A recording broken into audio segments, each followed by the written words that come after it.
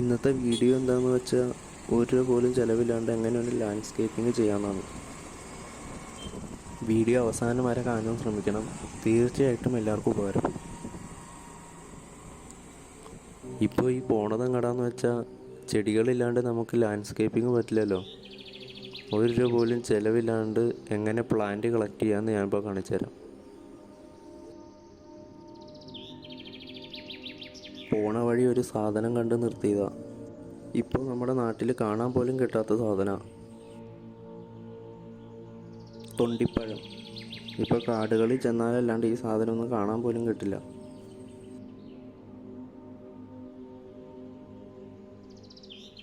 ഈ വഴി വന്നപ്പോൾ ഇത് എന്തോരാ. പോണ വഴി പച്ച ഇലകളുടെ ഇടയിൽ ചുമന്ന മുത്തുപോലെ നിൽക്കണ കണ്ട് ആരുടെയും കണ്ണിലേക്ക് അത് ആകർഷിക്കും.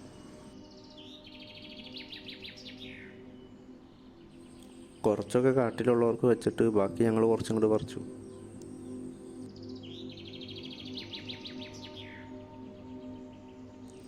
ഈ കാണുന്നതിനും മനോഹരം അത് കഴിച്ചു കഴിയുമ്പോൾ. കുറച്ച് ദിവസം മഴ പെയ്തുകൊണ്ടാണെന്ന് തോന്നുന്നു ചെറിയൊരു ടേസ്റ്റ് കുറവുണ്ടായി. അവിടെ നിന്നിട്ട് തൊണ്ടിപ്പഴം അല്ലാണ്ട് നമുക്ക് ആവശ്യമുള്ള സംഭവം കിട്ടിയില്ല. കുറച്ചുകൂടി ഒന്ന് കാടിൻ്റെ ഉള്ളിലേക്ക് പോയി നോക്കാം.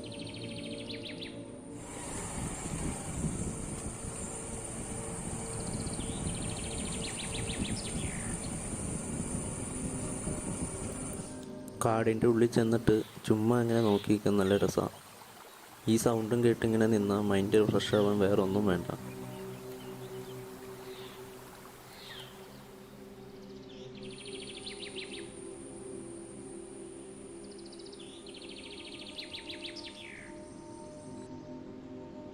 ദേ, ഇതൊക്കെ നമ്മൾ നഴ്സറികളിൽ കാണാറുള്ള പ്ലാന്റ് അല്ലേ, ഫ്രീ ആയിട്ട് ഇവിടെ കിടക്കണം.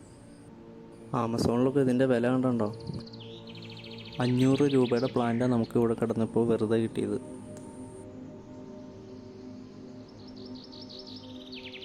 ഇതേ അടുത്തത്, ഇത് കുറച്ച് അധികം കൊടുക്കാം കേട്ടോ, കുറച്ച് ആവശ്യമുണ്ട് കൂടുതൽ. ഇതിൻ്റെ വില അറിയോ? ആമസോണിൽ 250 രൂപ തൊട്ടാണ് സ്റ്റാർട്ടിങ് കാണുന്നത്. അത് നമുക്ക് ആവശ്യത്തിന് കുറേ എടുക്കാം.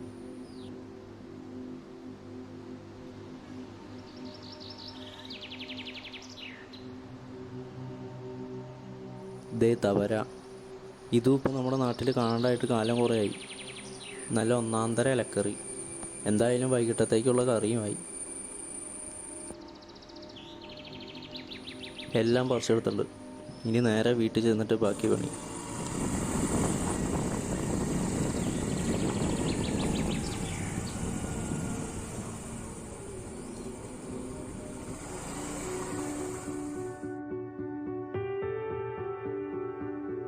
ഈ കാണുന്ന സ്ഥലം 1 രൂപ പോലും ചിലവില്ലാണ്ട് നല്ല അടിപൊളിയാക്കണം, ഞാൻ കാണിച്ചു തരാം.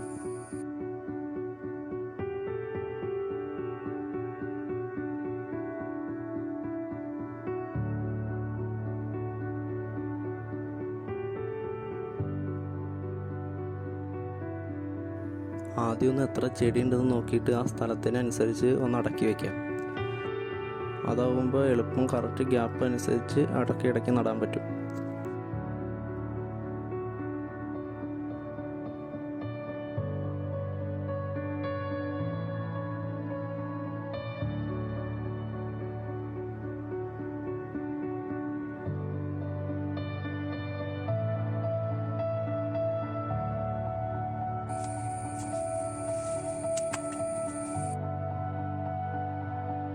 ഇനിയിപ്പോൾ കറക്റ്റ് ലെവലിൽ ആ ഗ്യാപ്പ് അനുസരിച്ച് വേഗം നടാം.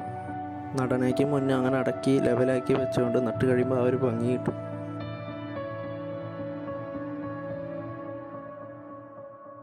ഈ കാണുന്ന ബഫല്ലോ ഗ്രാസൊക്കെ ഇതുപോലെ തന്നെ കളക്ട് ചെയ്ത് നട്ട് വളർത്തിയതാട്ടോ.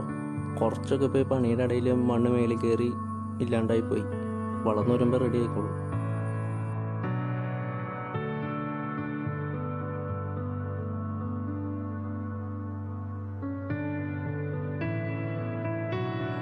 കാടാന്ന് പറഞ്ഞിട്ട് കാര്യമില്ലല്ലോ, മനുഷ്യർ എവിടെയൊക്കെ എത്തുമോ അവിടെയൊക്കെ പ്ലാസ്റ്റിക് ഉണ്ടാവും. കാടിൻ്റെ ഉള്ളിൽ പോയി പറിച്ച ഒരു ചെടിയുടെ കടക്കയെന്നാണ് ഈ പ്ലാസ്റ്റിക് കയറ് കിട്ടിയത്. അപ്പോൾ പിന്നെ നമ്മുടെ നാട്ടിലെ കാര്യം പറയേണ്ടതില്ലല്ലോ.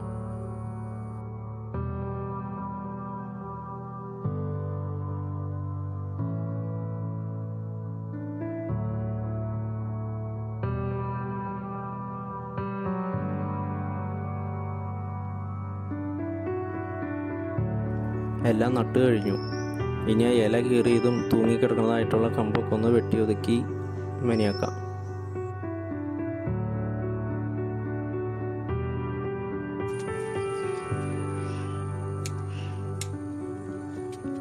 ഏതൊരു പ്ലാന്റ് നട്ടാലും നടുമ്പോൾ തന്നെ അതിൻ്റെ പൂർണ്ണമായൊരു ഭംഗി തോന്നില്ല കേട്ടോ.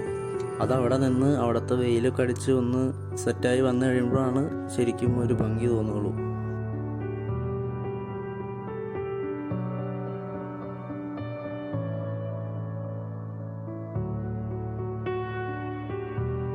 ഇതിപ്പോൾ എങ്ങനെയുണ്ട്? വെറുതെ കിടന്ന സ്ഥലം ഒട്ടും ചിലവില്ലാണ്ട് ഇങ്ങനെ ആക്കിയെടുത്തത്. നമുക്കിനി കളക്ട് ചെയ്ത അടുത്ത ചെടി കൂടി നടാം.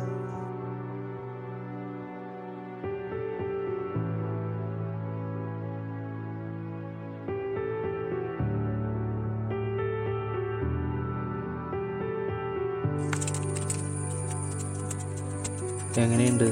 വീഡിയോ ഇഷ്ടമായാൽ ലൈക്കും സബ്സ്ക്രൈബും മറക്കരുത്. Thanks for watching.